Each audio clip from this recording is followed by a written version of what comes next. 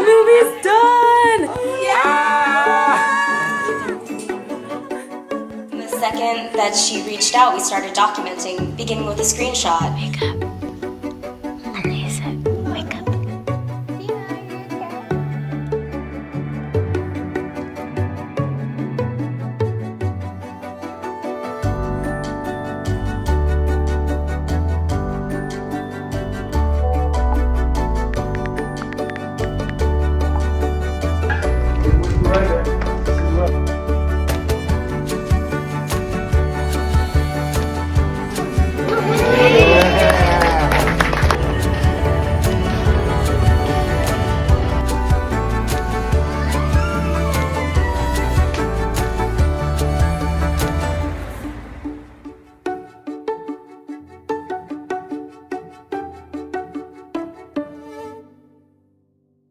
Hi, I'm Samantha.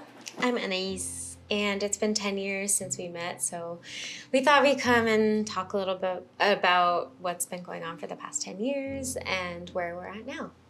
So, yeah, in 2013, we met for the first time. You received a weird message on Facebook. I did, yeah.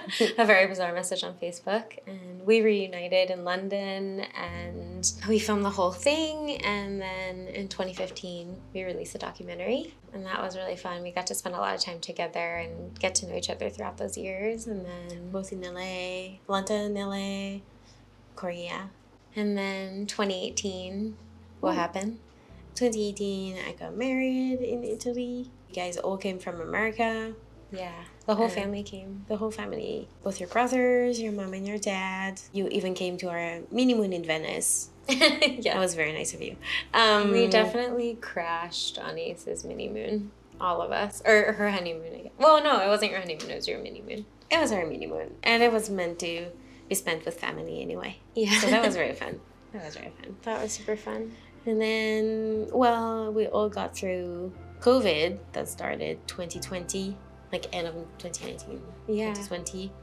And so that was difficult because we were separated the longest. I mean, except for those 25 years, but yeah, it was a long time being separated away from each other Yeah. and not being able to fly. But thankfully, we got through a lot of Zooms, Yeah. a lot of WhatsApps, just as usual. Yeah. I know Ryan will always be like, he'll hear my phone go off, buzz, buzz, buzz, buzz, buzz, buzz, buzz.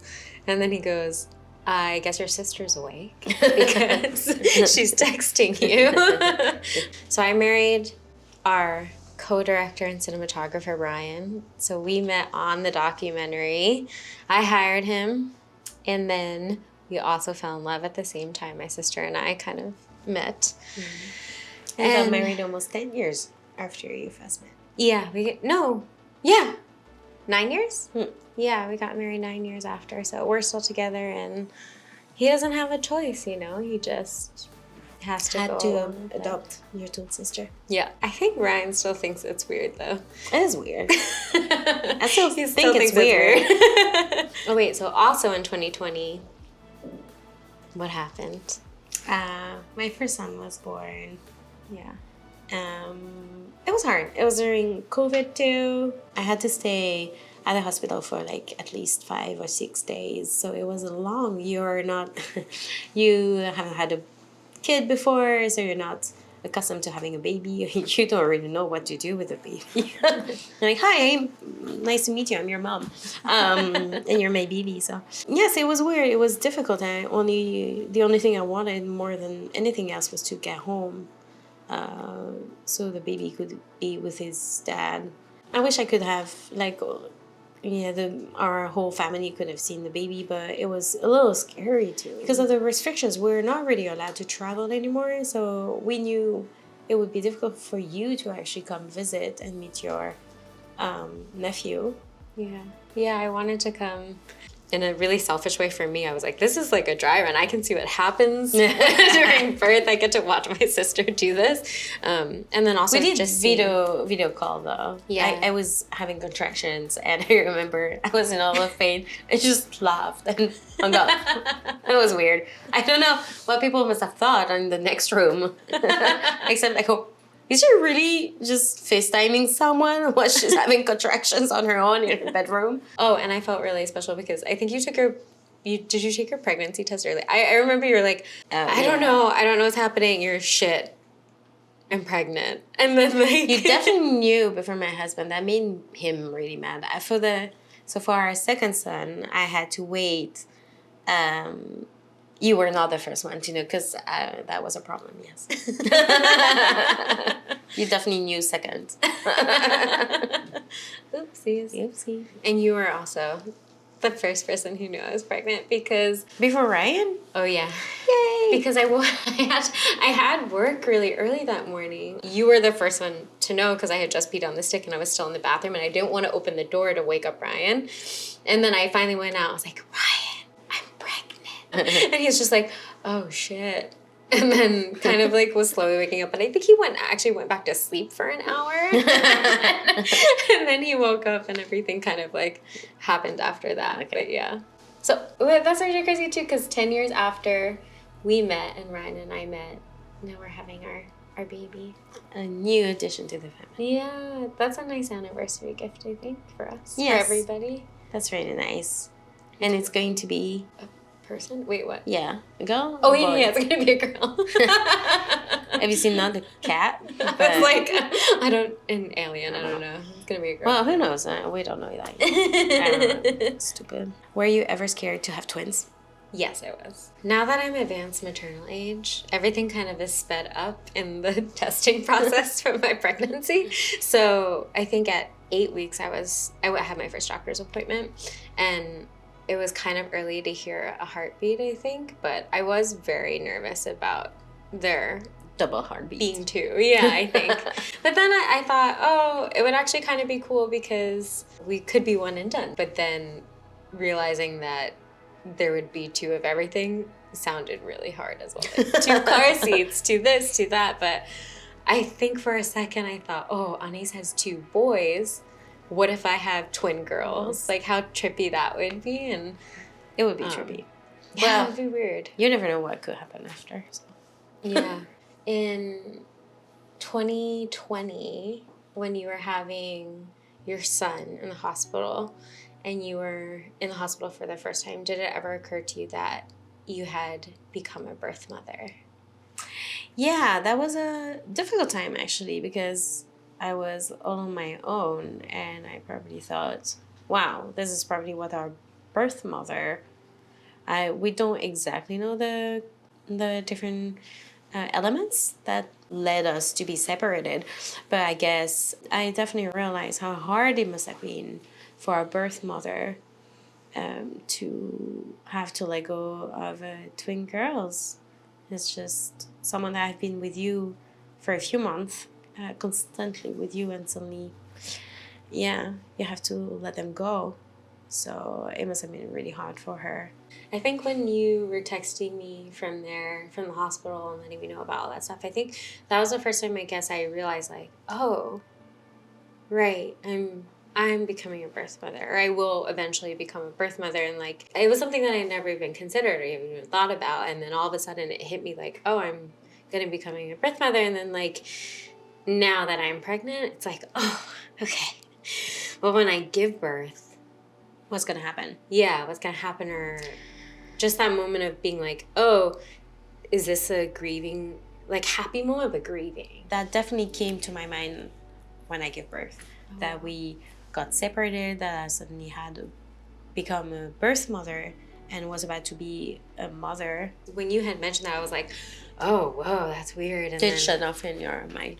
yeah, because it wasn't anything I ever had to think about prior, you know? And then when you brought it up, it was kind of, yeah, I was shocked. It was like someone just put it in front of me and said, this is something you have to worry about. And I was like, oh, wow. And then I kind of thought about it a lot as I was in early pregnancy and stuff. And now that I'm nearing the end, like in 10 weeks, it's like, okay, as I prepare for birth, thinking about, oh, I can celebrate, both exist at the same time. I can celebrate this moment, but also allow myself to feel grief because like, that's the last moment that, but the last moment that we saw each other potentially for like the rest of our lives. Yes.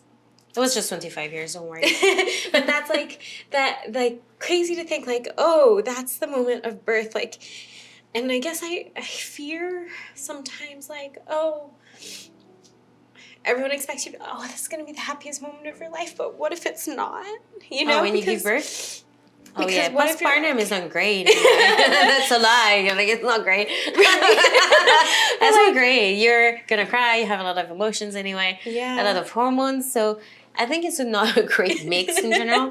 You never know how you're going to feel about this. Yeah. But it is not, I think the most important is to realize motherhood is definitely difficult. And it's two different things. Yeah. Giving birth and then entering motherhood, familyhood in general, and everything that will bring up in life later. Yeah. It is very difficult. And I think it's a trauma. You have to go through it anyway for all sorts of different reasons. Being an adoptee definitely brings up one more difficult thought in this. surrounding that like Yes, I moment. think it's just like one more level of it's just like you're playing a video game, it's the same level, but you get an extra bonus one on top of it. You're like, great. You get bonus trauma. Yeah, All of a I was sudden. like, yeah, that's great. That's definitely something I wanted. Another Yeah. trauma. I'm so happy that I'm entering motherhood after I met you, because not to be like, well, she got to handle the brunt of it, and then like, I get the try. It's like a dry run. Like I get to watch you experience things and be like, okay, well now I'm feeling more prepared. I think because I had you to go through, and also other adoptee friends as well, because they've told me stories, and sometimes they say, oh, I don't think I realized how I was 4 months, the age that we were brought over, and I was holding them and said, oh my gosh, this is what it was like when I was brought over and I was so little and like helpless and blah, blah, blah, all that kind of stuff. And I don't think I was just being, wanting to be a mom, I guess. At some point in my whole life, I had never thought about any of those things. When I was a kid, you always think, well, they abandoned me and that stuff, and they're mean. And then you grow up and you understand that, no, they're not mean. They probably had reasons. They probably couldn't take care of us. And I guess at the time I always thought, well, yes, they still abandoned me. Then we met and I thought, well, they still abandoned us. And then I gave birth and I realized, oh, that was definitely not that simple. But I cannot imagine a mother not feeling guilty about leaving her 2 children and giving them away. I think after our documentary came out and I was able to talk to many other adoptees and hear all the other stories, I realized, you know what, we're really lucky, and I'm grateful, because even though obviously it's not ideal that we got separated for 25 years, like that is something difficult, and obviously dealing with that now and as an adult, although I wouldn't change anything, that's still something difficult to go through. But I mean, adoption definitely adds up. Something more complicated in your life, and you have to acknowledge it. I guess this is the hardest part, and know how to deal with it in your life. We've talked about this a lot, trying to like figure out how to rephrase when people say, oh, this was fate, or this was meant to be, it was meant to happen. And I remember always having this feeling of like, I don't like when people say that, and I don't know why, and I don't want to seem ungrateful. Well, when someone says this was meant to be, it's like, well, no, you don't want to tell someone you're so lucky that you guys got separated and that you were separated from your family. That doesn't feel good. I think the way I look at it is sometimes things happen and they're unfortunate, and we have the strength within us to take on the difficulty and create a life that can be really beautiful. Yes. And we're so privileged that we've had good experiences. We have good families. We have parents that were always there for us and that listen. I think when I'm talking about pregnancy and all that, my mom really understands, and she fully listens to me, whether or not she agrees, and she's just being nice and saying, okay, Sam, and then, I don't know, maybe she goes and talks about it with someone else. It's like, I can't believe what my daughter said to me. One funny thing about pregnancy from an adopted kid, that's a fun part. was to have a mom that didn't go through pregnancies. Oh, right. So it was really fun to go with my mom because, well, everything was new and exciting, and we were going through it together. It was great. It was fun. I didn't get weird, recommendations. Oh, you should do this and that, and this is better, and this is not how we were doing it at the time. And oh, what you're doing now is silly. No, she was like, oh, wow, really? Is this how you feel? What are you feeling right now? Oh, that's great. And so it was really something new that we were sharing together. And I had a full understanding. It was only describing new things together. That was great. And I don't think it happens with other people because, well, Journey, your mom gives birth to you in most general cases. So that was great to experience. That's so cool. It's such like a special bond. It was a very special bonding moment that we shared together, and it was great. 2018, you got married. 2020, you had your first son, and the pandemic happened. And unfortunately, in 2021, Oh, yeah, my dad passed away. yes, Yeah, but it was quick, and my dad passed away of lung cancer in 2021, yeah, in December. I remember you guys were rushing to try to get to Thanksgiving, but you couldn't. yes. I guess that's when you have to think about, yeah, not overthink sometimes. Just throw yourself in, want to spend Thanksgiving together, well, we just should have. You do regret not coming? If we had known, but you can never know. If we had known he would have passed away 2 months later, we would probably have come. Well, we got so used, we're so lucky, once again, that in our times we're able to travel, speak to each other every day. But then, yeah, I never thought that all of a sudden you could be separated for so long. Yeah, for sure. I think that, yeah, that was scary. It's scary that to think like, oh, we just gotta, yeah, we have to live our life because if we don't, you can like lose anyone at any time. So like we have to like cherish the moments that we have and all that kind of stuff. You want that? But yeah, I think that's why then Ryan and I kind of rushed. Baby. Sorry. Not rushed our wedding, but do you want the new one? Here, wait. I'll split it. Here, That's you get fine, the it's bigger not one. already dirty. I was so sad when I arrived in New York and he wasn't there. Because it would always because Oh yeah, he would pick you guys up from the airport. I we have the same shoes.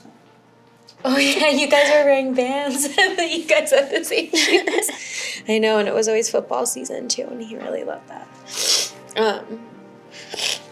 But we were kind of hoping to have our wedding soon to kind of push him to get through chemo. Be like, just get through chemo, everything will be over, and then you'll be able to be there for our wedding. And he didn't make it that long. I think it was like 2 weeks after Thanksgiving he had passed. Yes. So Ryan and I were just like, let's just get married now before anyone else dies, like we want everyone to be there and we want to like enjoy the time that we have here. And it's crazy to think. And then I think that triggered the moment we were like, oh yeah, like life's so short. There's going to be a moment in time where we're going to be too old to fly to see each other, and we live 12 hours away. Like, what are we going to do? There's going to, like, do we only have age 25 to age 70 where we're allowed to be together because we live in different continents and everything? And then I remember you were just like, oh no, I'm getting on that plane, right? The second I know I can't fly anymore, I'm going to get on the plane. Oh yes, definitely. Our kids can take planes. That's fine. They're gonna be on. Are you going to retire here in California? I don't know. The weather looks really nice. Yeah. Let's talk about happier things. What happened 2022, early? Early 2022, Ryan and I got married. We had a family-only dinner, and then we had some additional friends join us for a karaoke party. That was so great. That was really fun. It was really fun. And there's a lot of surprises. You guys were so awesome. It was so fun. It was really nice to have everybody there for sure. Mm-hmm. It was awesome. And we got to see each other quite a lot of times that year. I think it was probably for making up for the year and a half we didn't get to see each other. Well, yeah, so you came to New York for the wedding, And then we went to BTS in Vegas. That was really fun. That was so fun. I came for work too, but yes, also for a BTS concert. And then I came when your second son was born. yes, I found out that I was pregnant again that year, and then gave birth in December that same 2022 year. That was really special. I think that was the longest time we've spent together, right? Yes, in the same city, just sharing normal life together. Yeah, it was 3 weeks. Yeah, and I got an apartment down the street My from town. Yes, it was great. you. Yeah, What it would have been to just be able to live in the same city, yeah. or at least in the same country. Being able to spend that much time together is really cool. It was so cool. I know, I hope that we get to do that more as the kids get older. Like, if they go to summer camp for 2 weeks or 3 weeks, we can all do that together for 2 weeks or whatever Yes. it is. Yeah. I think that was something important, and that also triggered, for instance, us coming to visit you right now was for us to bond, like continue developing our bond and just grow together as a family, even though we're very far apart. I think that was probably one of the triggers for you to start learning both Korean and French as well. Yeah. And you're doing so well. Thank Bravo. you. Merci.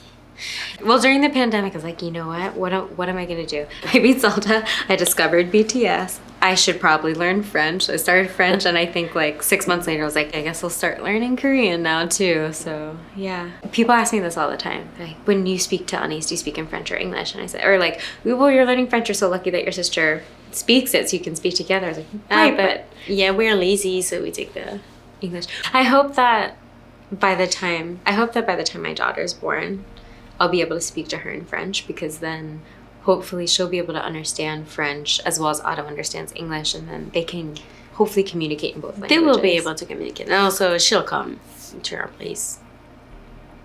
She can match me. That would be so cute. Wait, if we did like a swap for a summer. Oh yeah, they that would love be that. so fun. They would definitely love this. That'd I be hope so. cool. I hope she would be happy with us. So that's I'm super sure she stressful. will. So we met in 2013. Mm. It's 2023 now. What do you think we're going to be doing in 33.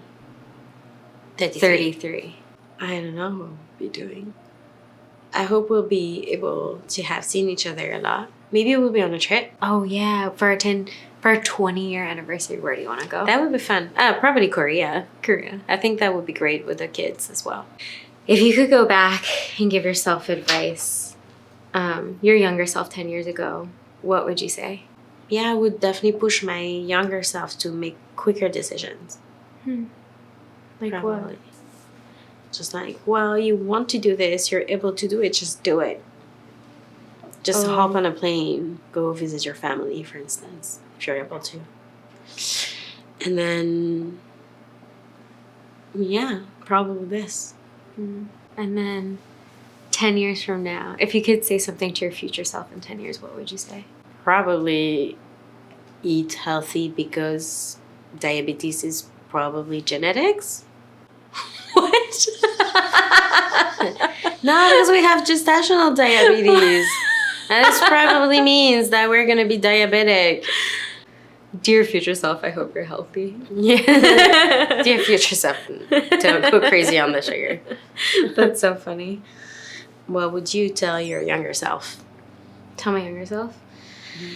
2013, what would you tell yourself?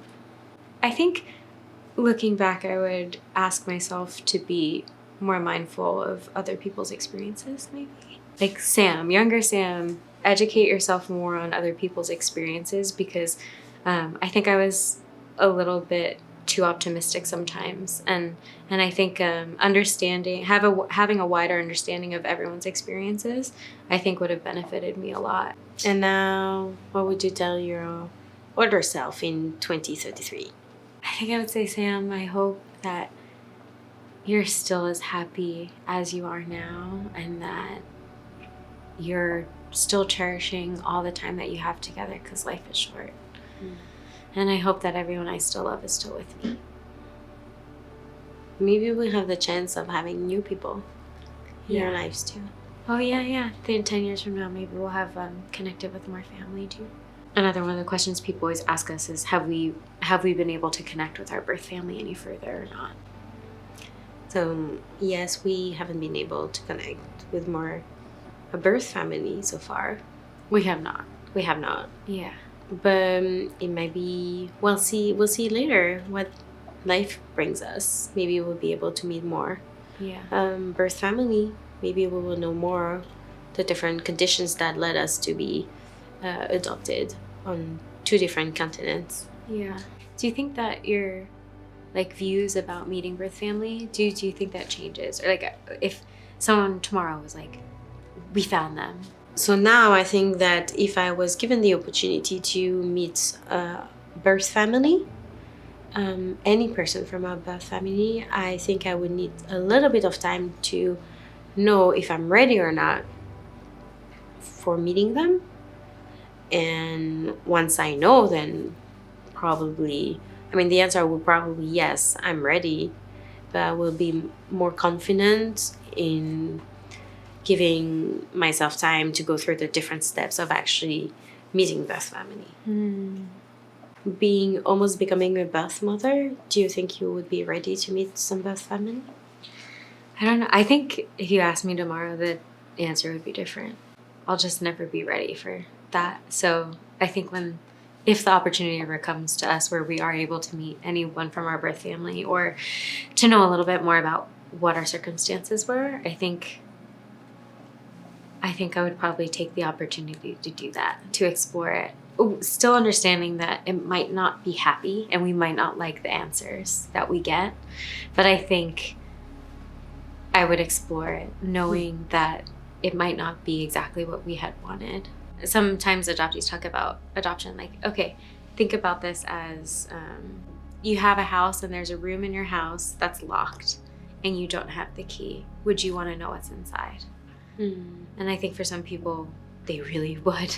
You really want to know what's inside. And it could be $1 million. It could be nothing. There could be nothing in there. But It could be something dangerous. It could be something scary. It could be something fun. You never know. But I doubt the majority of people would not want to know what's inside. yeah, I don't know. I think sometimes I'm like, maybe it's better if I don't know. But then there's other times where I'm like, I think I would want to know. And there's times where I feel like I'm ready to know what's inside, even if it's not what I'm hoping for. I don't believe that the next step of us opening the birth family box would necessarily lead to something happy, because you can never know. But curiosity is a part of my personality, and I will need to open that box anyway. And I just hope that if it ever happens, I'm mature enough to just control my feelings and know I will be able, it won't interfere with our current life. And if I'm ready to take it, I will probably definitely take it, that opportunity, because I'm just curious. It's just very personal. Yeah. And you know that you have the strength to handle whatever information you're given. Yes. That's cool. Well, if you have that, then maybe I will too. Okay. Well, I can open it and just not tell you. No, I don't think I would like that, actually. I wouldn't like that. But yeah. If you could send a message, or if you could tell our birth family something, what would you tell? What would you tell them? I probably would tell our birth family that we understand that the circumstances were probably terrible at the time that they went through, and that we are probably ready to understand, because we are adults now with families, and we're very happy. I think we would be able to understand what happened and why they made these different choices, because we are parents now. I think that's what I would love to be able to tell them. If you could send a message, it's like, whatever happened, happened. And I think we'll be capable of understanding that. But moving on, we can start our relationship from today and hopefully have something in the future. Anyway, thank you for, I don't know. Should we wrap this? Yes. Should we go for lunch? Yeah. We're hungry now at this point, so. Wait, this is kind of like our first meeting. Was like, it? I don't know how to end it. You know, like our first meeting, and you were just like, our first Skype, you go, okay, well, I really have to pee, so Yeah. I want to keep talking, but I guess I have to pee and I've been holding it for hours. So it's kind of like the first time we met on Zoom. But yeah, anyway. Thank you all for listening and watching. And yeah, I can't wait to do this again in 10 years. And hopefully we'll have more to share. You try one, please. I have no idea. Yeah. Well, merci beaucoup. And we'll have more to say, maybe or maybe not in 10 years. That's weird. I don't know what to say. J'espère que nous pourrons... J'espère que nous pourrons faire ça dans 10 ans. Et merci beaucoup pour 130 tenues. Pour 130 tenues. Ah, non. Merci de nous avoir écoutés. Oui. Bisous. That's so weird. Kiss, kiss. XOXO.